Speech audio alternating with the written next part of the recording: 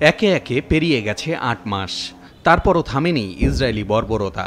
জাতিসংঘ নিরাপত্তা পরিষদে গাজায় যুদ্ধবিরতির প্রস্তাব পাশের পরও গতকাল নুসৈরাত ও বুরেইজ শরণার্থী ক্যাম্পসহ মধ্যাঞ্চলের বিভিন্ন স্থানে বিমান হামলা চালিয়েছে ইসরায়েলি বাহিনী। এতে অন্তত ৩৮ প্যালেস্টাইনি নিহত হয়। মোট প্রাণহানি ৩৭,৫০০-এর কাছাকাছি। গাজায় যুদ্ধবিরতির লক্ষ্যে নিরাপত্তা পরিষদে পাশ হওয়া প্রস্তাবে রাজি হলেও নতুন কিছু শর্ত দিয়েছে হামাস। দখলদার ইসরায়েল এবং মধ্যস্থতাকারীদের কাছ থেকে স্থায়ী যুদ্ধবিরতির নিশ্চয়তা চায় তারা।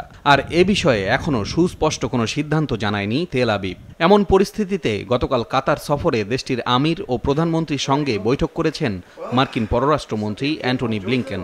যুদ্ধবিরতি নিয়ে শঙ্কা দেখা দিলেও তা কার্যকরে সব পক্ষের সঙ্গে আলোচনা চলছে বলে জানান তিনি। In the days ahead, we are going to continue to push on an urgent basis with our partners, with Qatar, with Egypt, to try to close this deal, because we know it's in the interests of Israelis, Palestinians, the region, indeed, the entire world. And we all agree that the deal has to be grounded in the principles of the ceasefire proposal that the entire international community supports. গেল কয়েক সপ্তাহ ধরে গাজা উপত্যকায় ফের দেখা দিয়েছে তীব্র মানবিক সংকট। বিশেষ করে বিশুদ্ধ পানির সংকটে অনেক এলাকায় অসুস্থ হয়ে পড়ছেন প্যালেস্টাইনিরা।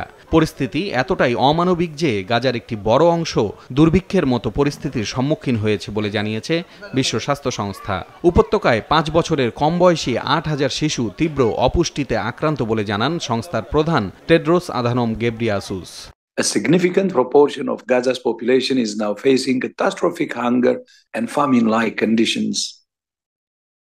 Despite reports of increased delivery of food, there is currently no evidence that those who need it most are receiving sufficient quantity and quality of food.